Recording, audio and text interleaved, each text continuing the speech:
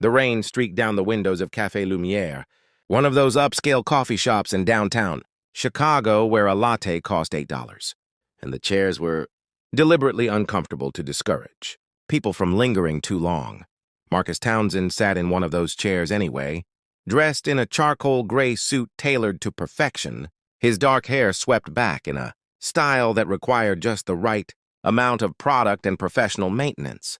At 37, Marcus was the CEO of Townsend Digital Media, a company he'd built from the ground up over 15 years. The business magazines called him a visionary. The tech blogs called him ruthless. His employees called him demanding but fair.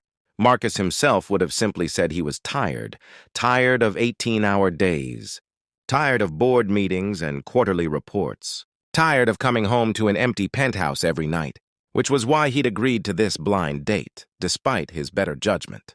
His friend Greg had set it up. "She's perfect for you," Greg had insisted. "Her name is Alessandra. She's a model, does runway work, appears in magazines. She's beautiful, sophisticated, cultured, exactly the kind of woman you should be dating." Marcus had his doubts. In his experience, relationships built on surface attraction rarely lasted, but he'd been single for 3 years since his last relationship had ended, a casualty of his work, schedule, and his inability to be emotionally present. Maybe Greg was right. Maybe what he needed was someone who moved in similar circles, who understood the demands of a high-profile career. So here he sat at Café Lumière at 2 o'clock on a Saturday afternoon, waiting for a woman named Alessandra whom he'd never met. The door opened, letting in a gust of rain-scented air, and Marcus looked up expectantly. But instead of a sophisticated model, he saw a young woman in her late 20s, struggling through the door while juggling a toddler on her hip and a worn canvas tote bag over her shoulder. The woman had light brown hair pulled back in a simple low bun, strands escaping in the humidity. She wore a simple powder blue dress that looked homemade or thrifted, paired with practical flats. The little girl she carried, maybe 2 years old, wore a matching blue dress and had reddish blonde hair in tiny pigtails. The child's face was flushed, her eyes drooping with exhaustion. Marcus looked away, returning his attention to the door, waiting for Alessandra. But he couldn't help glancing back at the woman and child. There was something about the way the woman moved, a certain weariness mixed with determination that caught his attention. She approached the counter and ordered in a quiet voice, "Just a small coffee, please." "Regular coffee, nothing fancy." "That'll be $3.50, the barista said. The woman shifted the toddler to her other hip and dug through her tote bag with one hand. Marcus watched as she pulled out a small, battered coin purse and carefully counted out bills and change. She came up short by about 40 cents. "I'm sorry," she said, her cheeks flushing pink. "I thought I had enough. Could I just get a regular cup of drip coffee instead?" "That is a regular drip coffee," the barista said, not unkindly, but not particularly sympathetically either. The woman bit her lip, clearly mortified. "Right, of course. I'm sorry. Never mind. I've got it," Marcus heard himself say. He was already standing, pulling his wallet from his jacket pocket. He stepped up to the counter and handed the barista a 20. "Get her coffee and whatever she'd like to eat.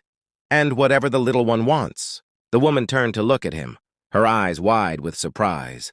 Up close, Marcus could see she had light hazel eyes flecked with green, and a face that was pretty in an understated way. Natural, without obvious makeup, with freckles across her nose and cheeks. She looked exhausted but maintained a dignity despite her obvious embarrassment. "I can't accept that," she said quietly. "That's very kind, but—" "It's just coffee," Marcus said. "Please, I insist." The toddler on her hip lifted her head and looked at Marcus with big blue-gray eyes. "Mama tired," she said matter-of-factly. "Mama needs coffee." The woman's cheeks flushed even darker, but Marcus saw her resolve weaken. That's very generous. Thank you. Just the coffee is fine. And a muffin for the little one," Marcus added, nodding to the display case. "That's too much," the woman started. "Muffin," the toddler said hopefully. "Please, Mama." The woman closed her eyes briefly in a look of pure defeat. "Okay, a muffin. Thank you so much." Marcus paid for both items and found himself returning to his table. To his surprise, the woman followed him. the toddler now perking up at the prospect of a treat. "I'm sorry," the woman said, standing awkwardly beside his table. "I know you're waiting for someone. I saw you checking the door. But I wanted to thank you properly. That was incredibly kind. I'm Grace Mitchell. And this is Emma." "Marcus," he said automatically. "Marcus Townsend. And you're welcome. It's really no trouble." "Still," Grace said, adjusting Emma on her hip, "it means a lot. It's been a difficult morning. And she trailed off, seeming to realize she was about to overshare with a stranger. "Anyway, thank you." She started to turn away, but Emma spoke up. "Sit down, Mama. You said your feet hurt." Grace looked mortified, but Marcus found himself gesturing to the chair across from him. "Please sit. I'm waiting for someone, but she's late. You might as well rest while you wait for your order." Grace hesitated, clearly weighing pride against exhaustion. Exhaustion won.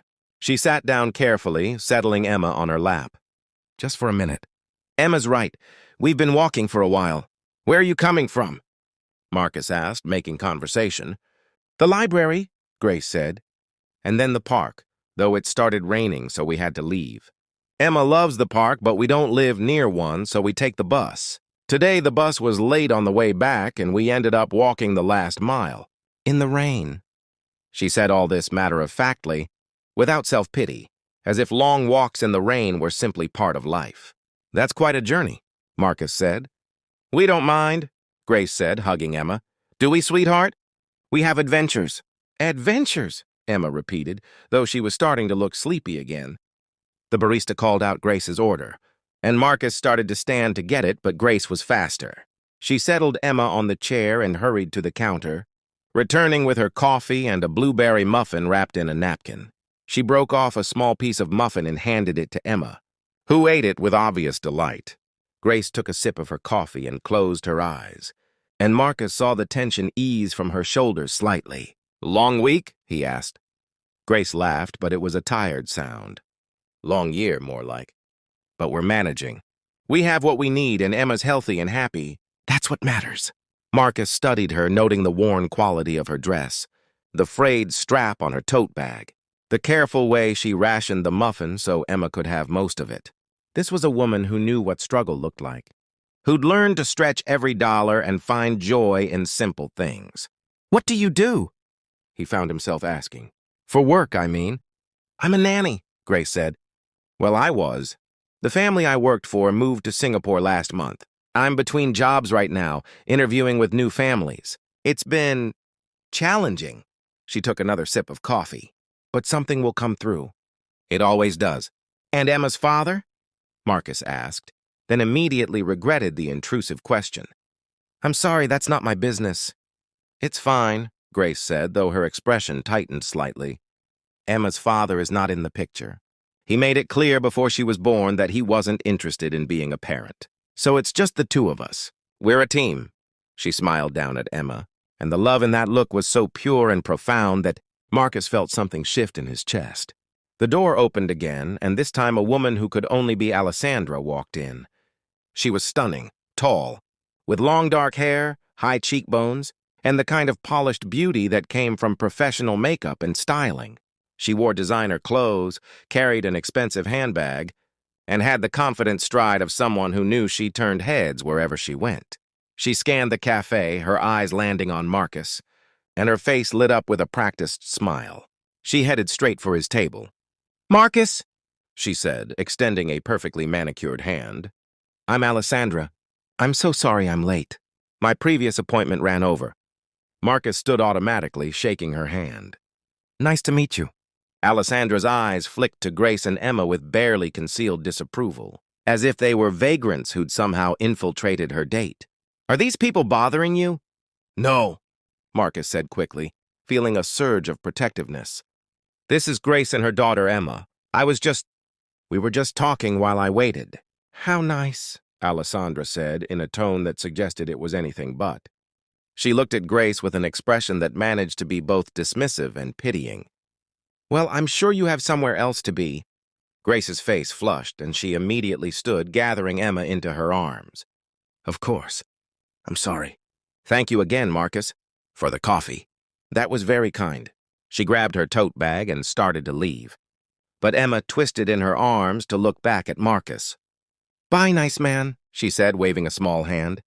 Marcus felt something crack inside his chest as he watched them leave. Grace walked with her head high, maintaining her dignity despite Alessandra's rudeness. Emma's small face pressed against her shoulder. "Well," Alessandra said, settling into the chair Grace had just vacated. That was awkward. Homeless people really shouldn't be allowed in these establishments. It brings down the whole atmosphere. "She's not homeless," Marcus said, his voice tight. "She's a woman having coffee with her daughter." "A woman who couldn't afford a $3 coffee," Alessandra said with a dismissive wave. "Same difference. Anyway, let's talk about something more pleasant. Greg tells me you're a CEO? That's so impressive. I've been modeling for 6 years. Now, I've done runway shows in Paris and Milan." Marcus barely heard her. His attention was on the window, where he could see Grace standing outside in the rain, trying to fold Emma into her jacket to keep her dry while she presumably waited for a bus. The little girl was crying now, exhausted and overwhelmed. Alessandra was still talking, something about a photo shoot and a celebrity she'd met. But Marcus couldn't focus. He kept seeing Grace's face, the quiet dignity, the embarrassment when she couldn't afford coffee, the fierce love when she looked at her daughter. He kept hearing Emma's tired voice. "Mama needs coffee." This woman across from him was exactly what he thought he wanted. Beautiful, successful, confident, someone who fit into his world. But Grace was something else entirely. She was real in a way Alessandra wasn't. She understood struggle, sacrifice, what it meant to put someone else's needs above your own. She'd built a life for her daughter out of nothing, maintained joy and love despite obvious hardship. And Alessandra had just called her homeless and said she shouldn't be allowed in the cafe. Marcus stood abruptly, interrupting Alessandra mid-sentence. "I'm sorry," he said. "I need to go." "What?" Alessandra looked genuinely shocked. "But we just got started. I thought we could have lunch after coffee. There's this new fusion place." "I'm sorry," Marcus repeated. "This isn't going to work. You're very lovely, but I don't think we're compatible." He didn't wait for her response. He threw money on the table, far more than necessary, and headed for the door, ignoring Alessandra's outraged protests behind him. Outside, the rain had intensified. Marcus looked up and down the street and spotted Grace about half a block away, still standing at a bus stop, Emma crying in her arms. He jogged toward them, his expensive suit immediately soaking through. "Grace!" She turned, surprised, hugging Emma closer. "Marcus, what are you— Your date?" "Ended," Marcus said. "Look, I know this is going to sound strange, and you have absolutely no reason to trust me, but please, let me give you and Emma a ride home. You're both soaked, Emma's crying, and I can't just watch you stand in the rain waiting for a bus." Grace stared at him, clearly trying to decide if he was genuine or had some ulterior motive. Emma had stopped crying and was looking at him with curious, tired eyes. "Why would you do that?" Grace asked finally. "You don't know us, and you just left your date, because that date was with someone who called you homeless and said you shouldn't be allowed in a coffee shop," Marcus said bluntly. "And because I'd rather spend my afternoon making sure a kind woman and her daughter get home safely than sitting across from someone who lacks basic human decency." Grace's eyes widened. "She said that?" "She did. And I realized I'd rather be here with you than there with her. So please let me drive you home. No strings, no expectations. Just a ride home out of the rain." Grace looked at Emma, who was shivering now, and then back at Marcus. He could see her weighing options, considering risks. "Okay," she said finally. "Thank you. We live in Westbrook. It's about 20 minutes from here." "Perfect," Marcus said. "My car is in the garage across the street." Marcus's car turned out to be a sleek black luxury sedan. Grace hesitated when she saw it, but Emma was shivering, and she climbed into the back seat, buckling Emma into place as best she could without a car seat. Marcus made a mental note to address that. As he drove, following Grace's quiet directions, they talked. She told him about her career as a nanny, how she'd always loved working with children, but the constant job insecurity was challenging. She told him about Emma, who'd been born premature but was now healthy and thriving. She told him about her studio apartment in a neighborhood that wasn't great but was affordable, and how she made ends meet by doing freelance bookkeeping in the evenings after. Emma went to bed. Marcus found himself sharing too about his company, about the loneliness of success, about how he'd built an empire but lost sight of what he was building it for. "I think we all do that sometimes," Grace said. "Lose sight of what matters." "I did it too before Emma was born. I was focused on my career, on climbing some imaginary ladder. Then I got pregnant, her father left, and suddenly everything shifted. Now I know exactly what matters. It's that little girl right there, sleeping in your back seat. Everything else is just noise." Marcus glanced in the rearview mirror and saw that Emma had indeed fallen asleep, her small face peaceful. "You're a good mother," he said. "I try," Grace said quietly. "Some days are harder than others. Today was one of the harder ones. We're behind on rent. I've been to 4 job interviews this week and haven't heard back from any of them. I had enough money for bus fare and I thought I had enough for coffee, but I'd miscounted. And then this stranger just stepped in and helped. That was you. You didn't have to do that." "Yes, I did," Marcus said. "I couldn't not do it." They pulled up in front of a modest apartment, building in a neighborhood that had definitely seen better days. The building wasn't terrible, but it was clearly struggling, peeling paint, a broken railing on the front steps, bars on the ground floor windows. Grace gathered Emma carefully, trying not to wake her. "Thank you," she said to Marcus. "For the coffee, for the ride, for being kind. You didn't have to be, and you were. That means more than you know." "Grace," Marcus said, making a decision. "Wait, I have a proposal. My company, we're always looking for good people. We have a daycare program for employees' children. We offer competitive salaries, benefits, flexible hours. Would you be interested in interviewing for a position?" Grace stared at him. "What kind of position?" "We have an opening in HR," Marcus said. "It's mostly administrative, but it involves some employee relations work, organizing events, that kind of thing. It's not high pressure and the daycare is free for employees. You'd be able to be near Emma during the day, and it would be steady work, steady income." "Why?" Grace asked. "Why would you offer me a job?" "You don't know me. You don't know if I'm qualified. I know you're a hard worker," Marcus said. "I know you're responsible. You're raising a child on your own while juggling multiple income streams. I know you're kind and dignified and honest. Those are the qualities I value in employees. The specific skills can be taught. Character can't be." Grace looked down at Emma, then back at Marcus. "If I say yes, it won't be charity. I'll work hard. I'll earn my place. I'm counting on it," Marcus said. Grace took a breath. "Then yes, I'd like to interview." "Thank you." They exchanged contact information, and Marcus promised to have his HR director reach out on Monday. As he drove away, he watched in his rearview mirror as Grace carried Emma into the building, her back straight despite her obvious exhaustion. He'd gone to that cafe expecting to meet a polished, sophisticated model. Instead, he'd met a struggling, single mother who'd stolen his attention without even trying, and in choosing to follow his instinct to help someone who needed it, he'd found something he hadn't even known he was looking for, a reminder of what really mattered, of what kind of person he wanted to be. The interview took place the following Tuesday. Grace arrived 15 minutes early, wearing a simple but professional navy dress that Marcus suspected was her only interview outfit. She'd styled her hair neatly and wore minimal makeup. Emma was with her because Grace's usual babysitter had canceled, and she'd called Marcus's office in a panic, offering to reschedule. Marcus had told his assistant to assure Grace it was fine. If they were offering childcare as a benefit, they should be willing to accommodate it during the interview process. Emma sat in the waiting area coloring while Grace interviewed with the HR director, Sarah Chen. Through his office window, Marcus could see Emma looking around with wide eyes, occasionally asking the receptionist questions in her small, clear voice. After 45 minutes, Sarah came to Marcus's office. "She's perfect," Sarah said. "She's organized, well-spoken, has experience managing multiple responsibilities. She's empathetic. I think she'd be great with employee relations."